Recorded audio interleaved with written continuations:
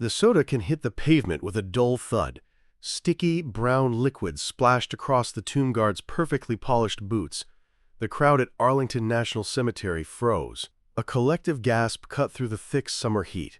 Nash and Tyler Grayson, a 13-year-old in designer sneakers, grinned. His phone was already recording, perfectly positioned to capture the viral clip. He expected laughs. He expected a reaction. Maybe a flinch from the stone-faced soldier. NBUT, the tomb guard, Ethan Caldwell, didn't move. His eyes, hidden behind sunglasses, burned with a quiet fury no one saw. In that single moment, an act of profound disrespect was about to spark a firestorm. A firestorm that would change a boy, a family, and a nation's understanding of honor.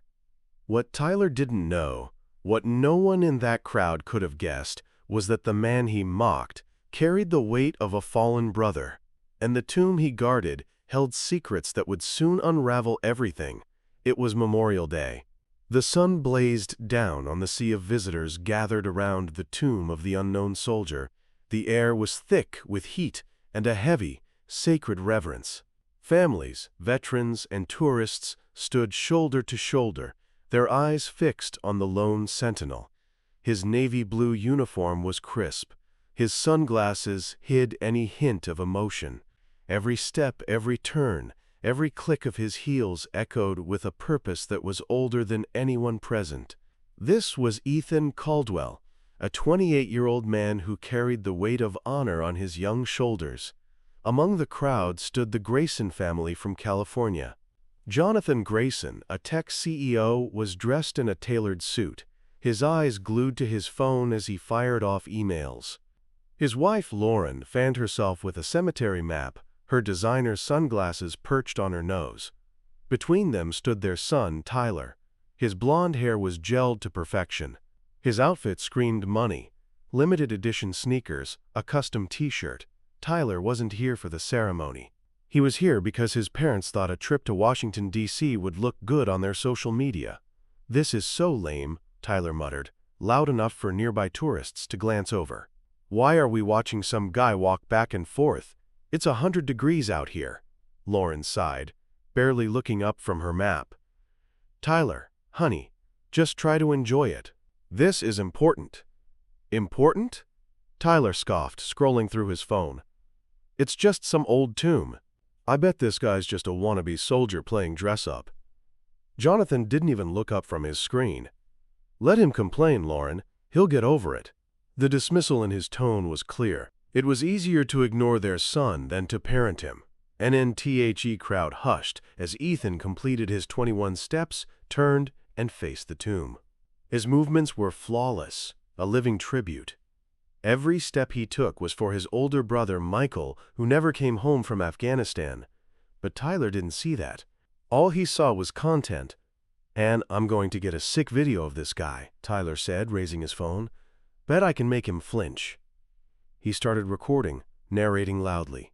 "Yo, check out this robot soldier. Bet he's sweating buckets under that hat." A few tourists shot Tyler dirty looks, but he didn't care. He was used to getting attention, used to his parents smoothing over any trouble he caused. To Tyler, the world was his playground, and rules were for other people. As Ethan turned for another pass, Tyler's boredom turned to mischief. He spotted the half-empty soda can in his hand. A grin spread across his face. "And this is going to be epic," he whispered to himself. He stepped closer to the rope barrier, and with a quick flick of his wrist, he tossed the can. The crowd gasped, a collective intake of breath that broke the sacred silence. The soda splashed onto Ethan's polished boots, the sticky liquid a grotesque violation of his perfect uniform. Ethan didn't flinch. His face remained stone, his 21 steps unbroken, but inside, a storm was raging. He had faced worse than this: enemy fire, the loss of his brother. But this was a different kind of insult, a desecration, and Tyler laughed, his voice sharp and obnoxious, egged on by the crowd's shocked reaction. "Yo, he didn't even blink. This guy's a total statue." He raised his phone again, zooming in. "Check out the mess I made. This is going viral." An elderly man in the crowd, wearing a Vietnam veteran cap, leaned toward his wife. "That kid's got no respect," he muttered, his voice thick with a disgust that was spreading through the onlookers. "Someone needs to teach him a lesson," and Tyler, oblivious, kept going. He stepped right up to the rope barrier, leaning over it, his voice a taunting sing-song. "Hey, soldier boy, you gonna clean that up or what? Bet you can't even talk." He turned to the crowd, expecting laughs, but all he got were glares of pure contempt. A mother pulled her young children closer, shielding them from the scene.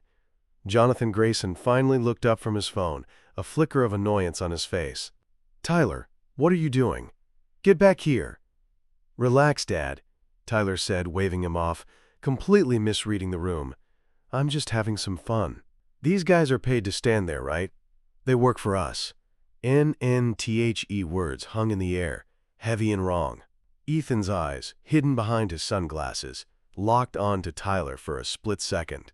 He had heard worse insults in war zones, but this kid's casual, arrogant entitlement cut deeper than any slur.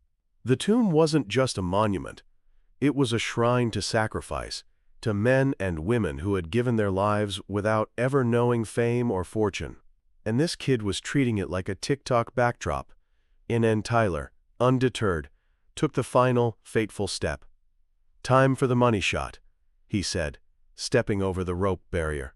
The crowd erupted in angry murmurs. He strutted toward Ethan, holding his phone high for a selfie. "Yo, me and the statue guy. This is gonna get 1,000,000 likes." NTHAT was the line.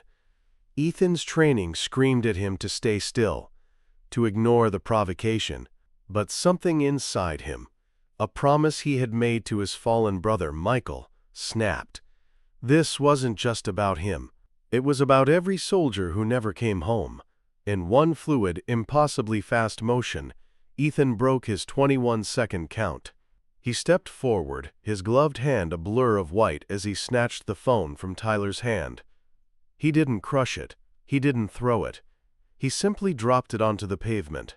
The crack of the expensive screen shattering echoed through the stunned silence like a gunshot. NNTHE crowd froze. Tyler's jaw dropped, his eyes wide with a shock he had never experienced in his 13 years of privileged life. You broke my phone," he screamed, his voice a childish wail. "That's a $2,000 phone. You're gonna pay for that." Ethan returned to his post, his face unreadable, his posture perfect. The air had changed. The crowd buzzed with whispers, some cheering quietly, others stunned. And then, security was there. Security guards, led by a no-nonsense officer named Laura Bennett, pushed through the stunned crowd. "We've got a situation at the tomb," Laura spoke into her radio, her voice calm but firm. "A juvenile has crossed the barrier." The sentinel has responded. Jonathan Grayson, finally jolted from his email-induced stupor, stormed forward, his face red with a mixture of embarrassment and indignation. "This is outrageous," he boomed, instantly shifting from a neglectful parent to an aggressive protector. "That soldier assaulted my son. I'm calling my lawyer. Do you know who I am?" Laura raised a hand, her expression unyielding. "Sir, with all due respect, I know that your son threw a soda can at a tomb guard and then trespassed on a restricted, sacred site. That's assault and trespassing on federal property. You're lucky the sentinel didn't do more." "He's a child," Lauren shrieked, clutching her designer purse like a shield. "You can't treat him like a criminal." "Ma'am," Laura said, her voice dropping to a low, serious tone, "age doesn't excuse disrespecting the tomb of the unknown soldier.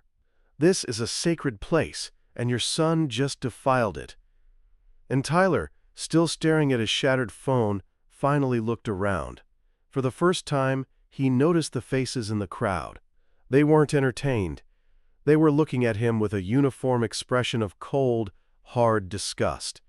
A group of veterans stood nearby, their arms crossed, their eyes like chips of granite.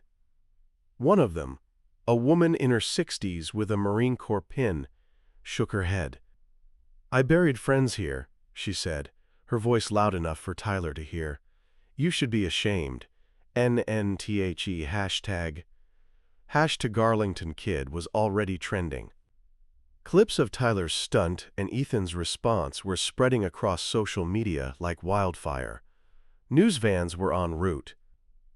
Jonathan's phone began buzzing, not with business deals but with frantic calls from his PR team. The story was hitting national headlines, entitled "Teen Disrespects Tomb of the Unknown Soldier," and "Escort the family to the security office," Laura commanded. As the guards led the Graysons away, the crowd parted, some snapping photos, others muttering about spoiled rich kids. Inside the small, air-conditioned security office, the Graysons sat across from Laura and Colonel Margaret Hayes, the commanding officer of Ethan's unit. Margaret, a 50-year-old veteran with silver hair and a steely gaze, did not mince words. "Mr. Grayson," she said, her voice like ice, "your son committed a federal offense. He disrespected a national monument that represents every soldier who gave their life for this country. He treated it like a circus." Jonathan leaned forward, his businessman instincts kicking in, trying to control a situation that was spiraling far beyond his influence. "Look, Colonel, I'm sure we can work this out. I'll write a generous check to the cemetery, cover any damages. Let's just keep this quiet." Margaret's eyes narrowed. "This isn't about money, Mr. Grayson. It's about respect, or the complete and utter lack of it. Your son needs to learn that actions have consequences, no matter how much money you have." This was a language of accountability Jonathan Grayson rarely encountered, and he had no response. Lauren clutched her husband's arm, her voice a desperate shriek. "He's only 13. He didn't mean any harm." "He's just a kid who thinks he's above the rules," Laura said, her voice like steel. "And judging by your reactions, I can see where he gets it." And Tyler, who had been staring in numb silence at his shattered phone, finally looked up. The weight of the situation was starting to land on him with a force he had never experienced before. His phone, his lifeline to a world that had always adored him, was in pieces. And the real world, for the first time, was not on his side. He felt small. Colonel Hayes stood, her presence commanding the small, tense room. "This isn't just about punishment," she said, her gaze sweeping over the Graysons. "It's about making sure he understands the gravity of what he has done. I'm calling in a specialist to assess your son." She then looked directly at Jonathan and Lauren, her eyes missing nothing. "Until then, you're not leaving Arlington. Your son's education starts now, and frankly, it seems yours does too." An hour later, Dr. Emily Carter arrived, a psychologist who specialized in troubled teens from privileged backgrounds. She had seen countless kids like Tyler before, spoiled, entitled, and starved of the one thing they needed most: consequences. She sat down with Tyler in a private room. "NN Tyler," she began, her voice calm but direct. "I need you to tell me why you did what you did." Tyler shrugged, his usual bravado now a flimsy, transparent shield. "I was bored. I thought it'd be funny." "Funny?" Emily raised an eyebrow. "You threw a soda can at a soldier guarding the tomb of the unknown soldier. Do you know what that tomb represents?" "Some dead soldiers, I guess," he mumbled. "Those dead soldiers," Emily leaned forward, her voice sharp, "gave their lives so you could have the freedom to stand here and act like a fool. That guard, Ethan, is honoring them, and you disrespected that." "It was just a soda can," Tyler said, his voice weak. "It's not about the soda, Tyler. It's about respect." For the first time, Tyler was starting to see the guard as a person, not a prop. And outside, the media frenzy was exploding. Jonathan's phone was buzzing with calls from his board of directors, warning him that his company's stock was taking a hit. Lauren's social media was a toxic wasteland of hate comments, forcing her to go private. Their perfect, curated world was unraveling, and for the first time, they couldn't buy their way out of a problem. They were trapped in a small, windowless office in Arlington, forced to wait, while their son's, and by extension their own, character was being judged. The silence between them was thick with unspoken blame. Back in the room, Dr. Carter made her recommendation. It was swift and decisive. "Tyler needs a wake-up call," she told Colonel Hayes and the Graysons. "I'm proposing a 4-week community service program right here at Arlington. He will work with the grounds crew, he will meet with veterans, and he will learn about the history and the significance of the tomb. If he doesn't cooperate, we will escalate to juvenile authorities." Jonathan blanched. "You can't be serious. He's a kid, not a criminal. He committed assault on federal property," Colonel Hayes said, her voice like granite. "Be grateful we're offering an alternative to legal charges. This is about teaching him, not just punishing him." Lauren's eyes filled with tears. "But our vacation," she whispered, the words sounding absurd even in her own ears. "We're supposed to fly to Paris next week." "Your vacation is over," Laura said bluntly. "Your son's education starts now." Tyler was silent, his mind racing. Community service, cleaning a cemetery. This was a nightmare. But the look in Dr. Carter's eyes, the unyielding steel in the colonel's gaze, told him he wasn't getting out of this. Over the next 4 weeks, Tyler's world was stripped of its designer labels and its casual privilege. He woke up at dawn each day, trading his limited edition sneakers for work boots. He swept pathways, pulled weeds, and polished headstones under the relentless Virginia sun. The first week he complained constantly, but the grounds crew, all of them veterans, didn't coddle him. They didn't care about his father's money or his mother's social status. They simply gave him a rake and pointed to a pile of leaves. NHI's parents were forced to stay in a nearby hotel, their own kind of prison. Jonathan had to manage his multi-million-dollar company from a cramped hotel room, his reputation in tatters. Lauren had to face a world that was no longer impressed by her, a world that was now judging her parenting. They fought, their hushed, angry arguments echoing the silence of their own failures. One afternoon, Dr. Carter took Tyler to meet Clara Thompson, a 90-year-old World War II nurse who tended to wounded soldiers at Normandy. Clara's hands trembled, but her voice was strong. "I held boys younger than you as they died," she said, her eyes, still sharp and clear, fixed on Tyler's face. "They didn't know if we'd win the war, but they fought anyway. That's what the tomb is for. For the ones who gave everything, without ever asking for anything in return." Tyler listened, his usual sarcasm gone. For the first time, he felt something like shame. During the 3rd week, Tyler attended a Memorial Day wreath-laying ceremony. He stood in the crowd, no longer a bored tourist, but a quiet observer, watching Ethan Caldwell march again. He saw the guard's flawless precision, the profound, heavy silence of the crowd, the weight of the moment. It all hit him differently now. He saw the pride in Ethan's steps, the deep, unshakable respect in the veterans' salutes. He finally realized the tomb wasn't just a monument. It was a promise, a sacred vow to never forget. On the final day of his 4-week program, Dr. Carter arranged a meeting.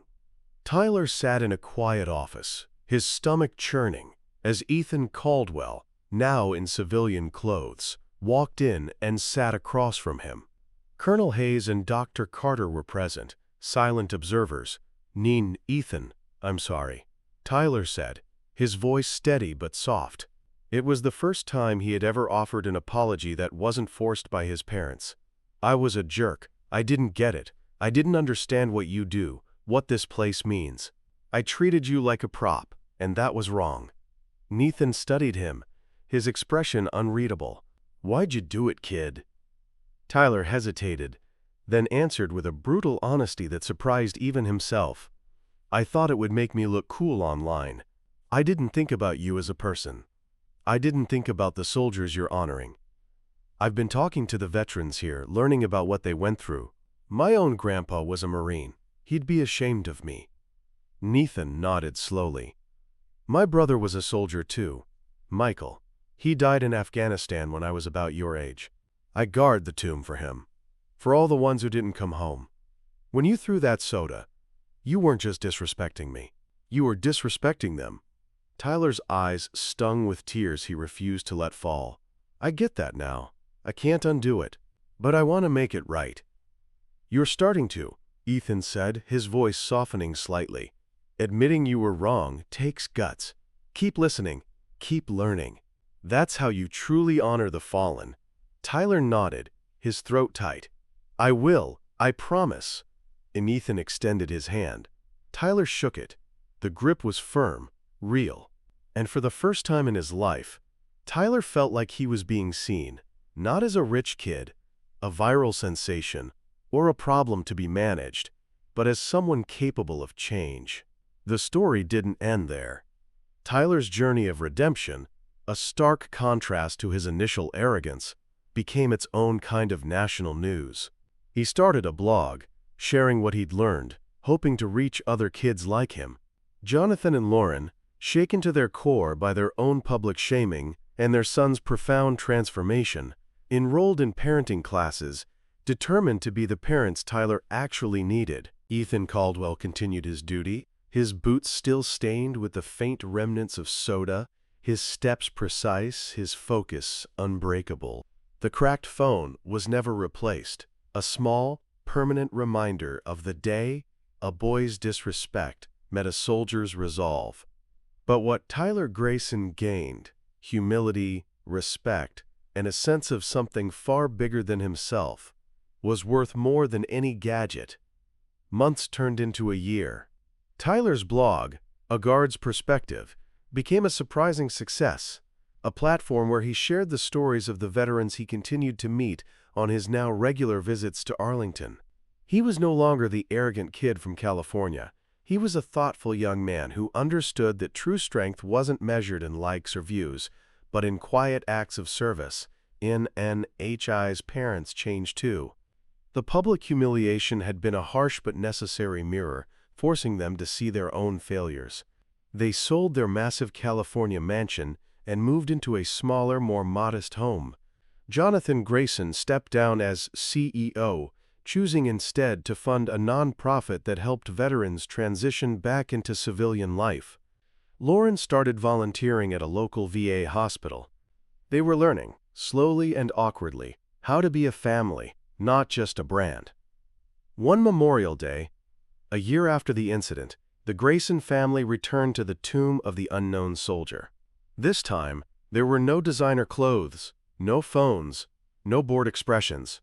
They stood in the crowd, quiet and respectful, and watched as Ethan Caldwell, his uniform perfect, his steps unwavering, guarded the sacred ground.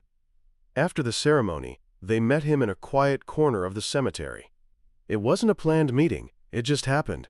And Ethan, Jonathan said, extending his hand, we wanted to thank you. You taught our son a lesson we should have taught him ourselves." And Ethan shook his hand. "He taught himself the lesson, sir," he said, his voice quiet. "I just broke his phone." Tyler stepped forward, no longer a boy, but not yet a man. "I brought you something," he said, and handed Ethan a small, carefully wrapped box. Inside was a brand new, expensive smartphone. "It's not a replacement," Tyler said quickly. "It's a thank you for not giving up on me." Ethan looked at the phone, then at the boy. He smiled, a rare, genuine smile that reached his eyes. "Keep listening, kid," he said. "Keep learning." And the tomb of the unknown soldier stood as it always had, a silent, powerful testament to the fact that some things are sacred, some lessons change you forever, and that true honor is not about never falling, but about learning how to stand up again with respect.